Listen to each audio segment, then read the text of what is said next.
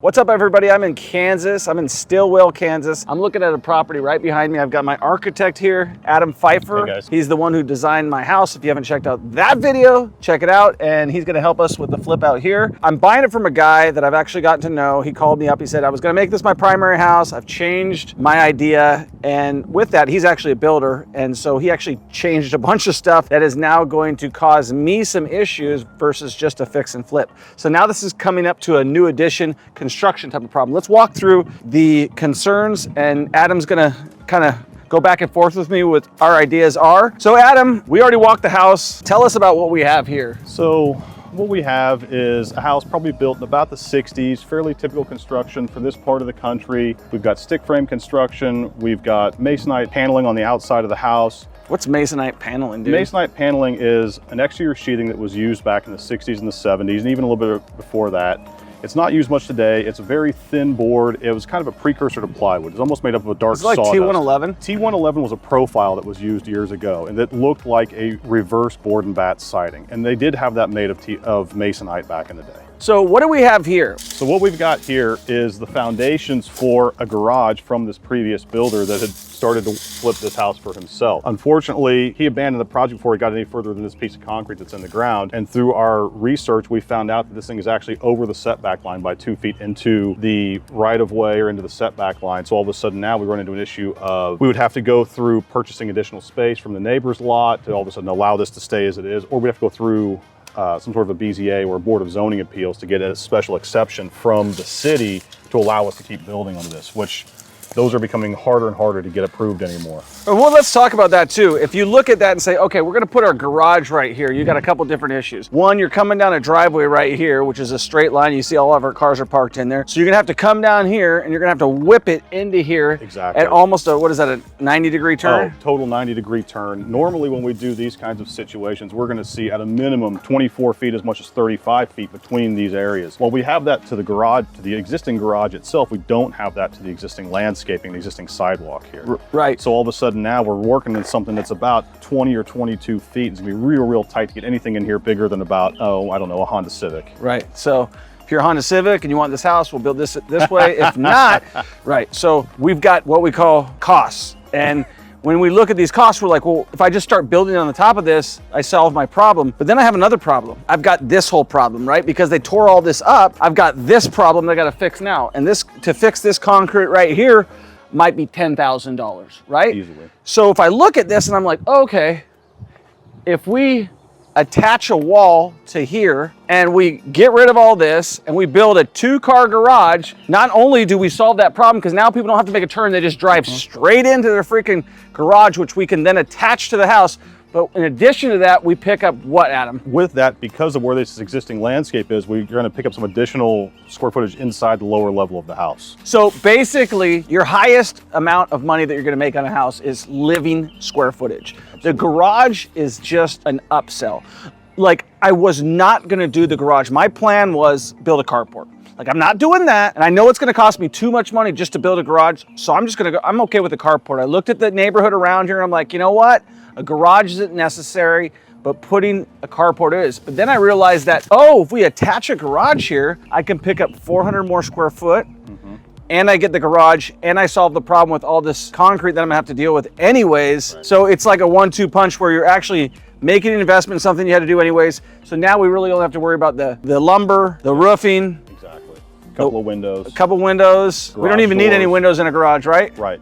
So we really don't need to worry about even putting windows. That just depends on the matter. And one of the things that we had talked about as well was with this addition here for the garage, do you go 2 stories or do you leave it 1 story? Right. There's an option there that we're going to work through to decide which way we want to go. By building above that garage, we get some really inexpensive square footage because we're already going to put in the foundations, we're already going to put in the first 4 walls, we're already going to put in a roof. All we're doing is we're buying additional walls for that 2nd floor. And the only decision to make there is based on if we add, because now we're picking up 400 square foot. We're going to add another 800 square foot on the main floor all of a sudden. Right. And so now if we add an additional, a 2-car garage is how many square feet?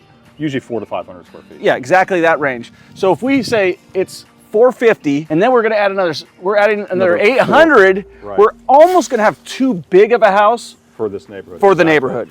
So that's why I would lean to not doing that, even though like if it was my own personal home, I'd want to do that. But it's not my own personal home. And when we flip real estate, we don't flip it like it's our own personal home. We're trying to say, okay, this house is now going to be 21 to 22 to 2,300 square foot. And now I told Adam before here, I'm like, I want to get at least a 4.3. Yeah. And if anything, we're going to do a 5.3 if we can't do a 4.3, which means 3 is the maximum number of bathrooms. We're going to put one in our master. We'll probably do a Jack and Jill shared or something like that. And let's go into the house and figure out how we're going to lay this thing out. So now we're going to look to fill in this concrete, work with the city, and you can't see right now, but there's a cool little creek right here. This is actually a really popular area. I've heard this is called the Golden Triangle. Do you know, are you familiar with the term Golden Triangle? I haven't heard that down here. So I asked Adam, the first question I asked him, I'm like, hey, are we gonna have to, because one of the first problems that I had when I was flipping houses is when we were converting basements to square footage, they have to be 7 foot tall. That's code.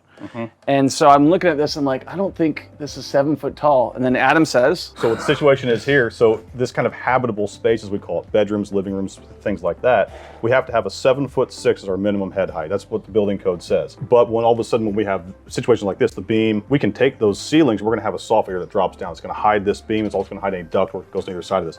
That can come down to 7 feet, 6.5 feet, or 6'8", whatever it needs to be. And that's an allowable exception in the code as long as it's no wider than 24 inches. So as long as this stays within this 24-inch box, which we can hide our ductwork in. Exactly. So we can hide this beam into drywall, which we can also hide our ductwork in. And then we have another beam right there that we can do the same thing. Then we're able to convert this to living square footage without having to dig down or raise up. Exactly. Either one is super complicated and super expensive. Very, very. And once we get outside this thing, we pop back up with our sheetrock to the bottom of these floor joists. And we're back to, you know, right about 8 foot down here as well. And it's standard, just like anything, like most things here built in Kansas City. So now, a couple things we talked about prior to getting here is we're gonna put the water heaters on the outside. That's something I like to do just because I think with a tankless water heaters is the way to go these days. People like it, it's an upsell.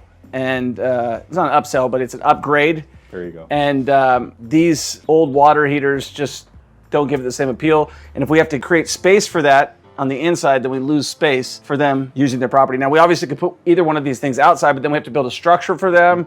If you just build a hot water tank on the outside, then the roof line just needs to cover it, which it already does, and there's no problem there. Right. So that's what I like about this. We've already decided that we're gonna make this bedrooms and a bathroom or two down here, okay? So that's what's gonna be up here. So probably one bathroom. We'll start to look at bedrooms on this wing because also we can get easy access to the outside wall to start to cut egress windows in. That's one of the things we'll have to have out here is with these being bedrooms, we have to have our egress windows based on building code. We've got two options here. And this is one of those things that we have to start to weigh.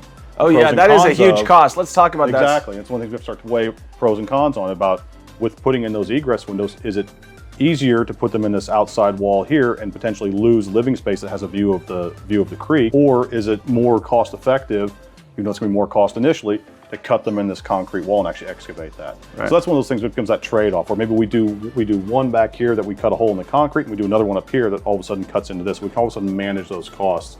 We still leave some exterior wall for a downstairs living room that can have a good view of that creek. Right. So we'll have to figure that out. My thing would be to put the bathrooms that away or that away, so that probably back in that corner because they don't need as much natural light or any natural light that way. And on top of that, the previous contractor, you can see he's already cut a bunch of his concrete slab out to do additional underground plumbing when he was working on this project. Right. And so what we're going to do in an effort to try and control our costs out here is we're going to try and work within these existing concrete cuts as much as we can. Right. One other thing you can see beyond, we've got the garage doors. That's the area where we're going to open that wall up. We're going to add that 12 or 14 feet, whatever it is, until we get to our new garage. So all of a sudden this whole thing's going to get a little bit longer. We'll extend the steel beam. We'll end up with another steel post down there as well once we tear that wall out. All right, so let's come out here real quick. One of the things we're definitely going to try to do is, if we can, save this freaking... Yeah, in a situation like this, you know, the structure, when we looked at it from underneath, looks to be in really good shape. So we'll try and keep the structure. Maybe we tear off the decking, put new decking on here. That way it gives a nice, it's an inexpensive way to... Or paint. Or paint. Yeah, he's architect flipper. You know what I mean? Obviously new is better, but this is solid, okay? You don't think so?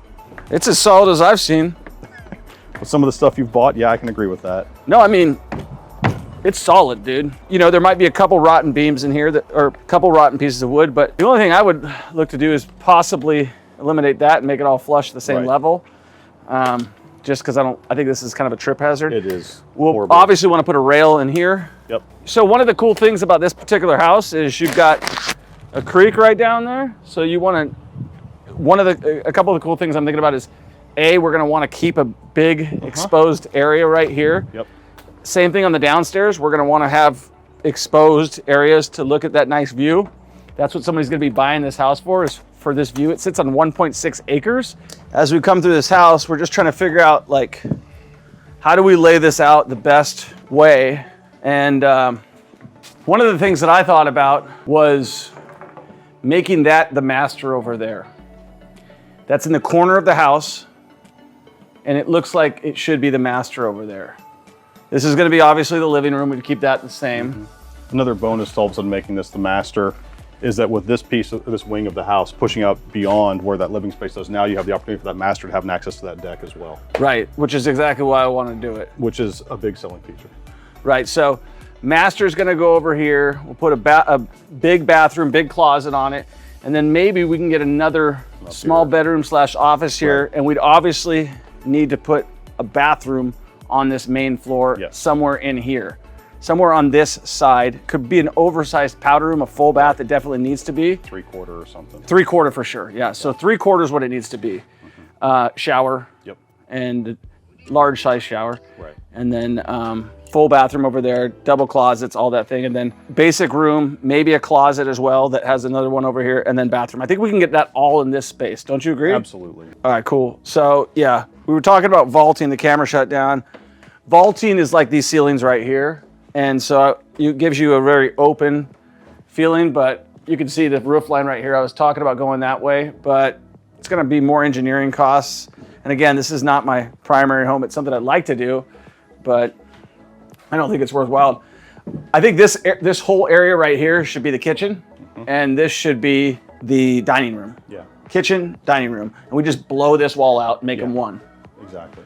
All right, and then we obviously would want to eliminate this wall altogether, or make it one wall. By all of a sudden looking at eliminating this and eliminating that and not vaulting the ceilings gives us easy to be able to put a beam in here, a beam back there to support everything, and it's pretty cut and dry then. All right, yeah, so I would like to eliminate that. We obviously want an open floor plan, and we want the kitchen to flow into the living space, which is going to be right in the middle here. Okay, so that is the upstairs. I think that's the layout we should go. I think we should make a, obviously, I think the kitchen sink should go against that wall there.